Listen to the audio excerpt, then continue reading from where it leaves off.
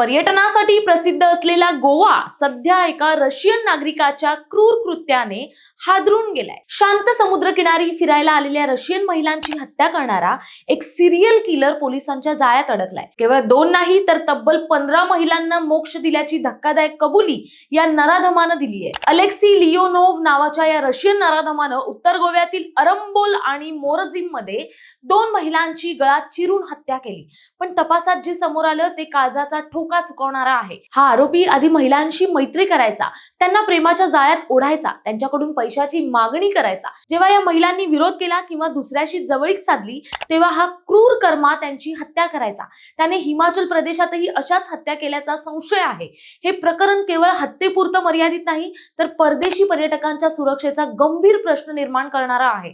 मोक्ष देण्याच्या नावाखाली सुरू असलेला हा रक्ताचा खेळ म्हणजे विकृत मानसिकतेचा कळस आहे. सायको किलर जेव्हा प्रेमाचा मुखवटा घालून वावरतात तेव्हा ते अधिक धोकादायक असतं.